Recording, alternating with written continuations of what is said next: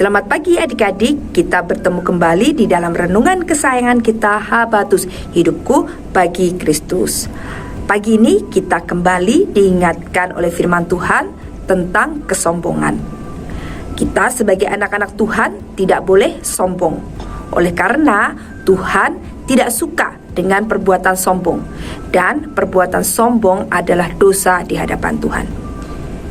Mungkin kita ada yang masih ingat atau mungkin ada yang lupa ya, di Habatus yang lalu banyak juga ya membicarakan tentang kesombongan. Bagaimana Tuhan menentang orang-orang congkak. Tuhan menjatuhkan dan menghukum orang-orang yang sudah berbuat sombong. Nah, hari ini firman Tuhan kembali mengingatkan kita supaya kita bisa menjaga hati kita dari segala kesombongan. Nah, kadangkala kesombongan itu tanpa sengaja kita lakukan ya. Kita tidak sadar kalau kita sudah sombong. Oleh karena mungkin kita maksudnya ingin menceritakan kebahagiaan kita kepada teman kita, tapi ujung-ujungnya kita menjadi pamer ya. Kita meninggikan apa yang menjadi kelebihan kita, atau bahkan kita menunjukkan apa yang kita miliki ya, yang orang lain tidak bisa miliki. Maksudnya mungkin kita ingin bersukacita menceritakan itu, tetapi kalau kita tidak waspada, kalau kita tidak berjaga-jaga, nanti ujung-ujungnya kita bisa menjadi orang-orang sombong. Oleh karena itu, di dalam firman Tuhan hari ini kita diingatkan supaya kita menjaga mulut kita, menjaga perkataan kita. Kalau kita memang ingin bercerita apa yang menjadi sukacita kita, kita harus dengan hati-hati mengeluarkan setiap kata-kata dan minta hikmat kepada Tuhan supaya cerita kita menjadi berkat bagi orang lain, bukan menjadi kesombongan bagi kita ya, bukan kita menjadi anak yang suka pamer ya. Kita akan baca bersama-sama firman Tuhan dari Amsal pasal 30 ayat 32 dan 33. Demikian bunyi firman Tuhan: bila engkau menyombongkan diri tanpa atau dengan berpikir, tekapkanlah tangan pada mulut, sebab kalau susu ditekan, mentega dihasilkan, dan kalau hidung ditekan, darah keluar, dan kalau kemarahan ditekan, pertengkaran timbul. Nah, itulah yang harus kita lakukan. Ketika kita berkata-kata, ketika kita bercerita, maka kita harus mohon hikmat kepada Tuhan. Kita mohon Tuhan memimpin pikiran kita, perasaan kita, supaya kita mengeluarkan kata-kata yang benar, kata-kata yang memberkati, bukan kata-kata yang sombong ya. Maksud kita untuk menceritakan sukacita kita, dan itu benar-benar tersampaikan kepada teman-teman kita. Mereka ikut bersukacita oleh karena sukacita yang kita dapat atau yang kita terima ya. Karena itu firman Tuhan katakan, tekapkanlah tanganmu pada mulutmu ya.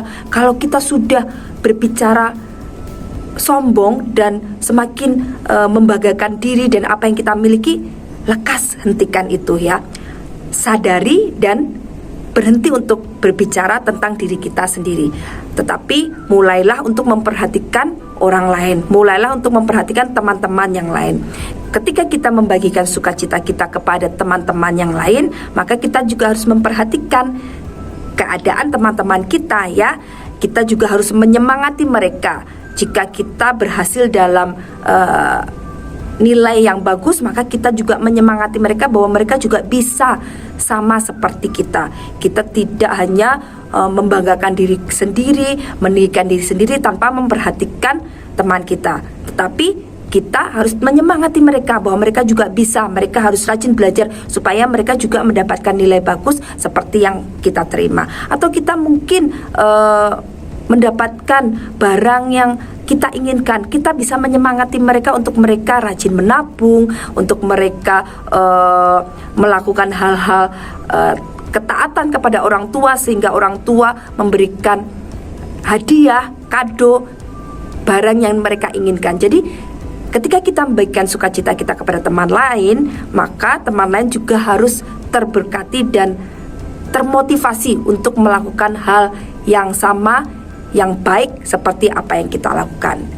Dan yang terpenting, ketika kita berhasil, ketika kita mendapatkan sesuatu, bukan oleh karena kita, bukan kita yang ditonjolkan, tetapi oleh karena Tuhan. Kita mengucap syukur karena Tuhan sudah memberikan kepandaian kepada kita. Kita mengucap syukur Tuhan memampukan kita untuk menjadi anak-anak yang rajin. Kita mengucap syukur oleh karena Tuhan memberkati orang tua kita, sehingga sesuatu yang ingin kita beli atau ingin kita dapatkan bisa kita peroleh.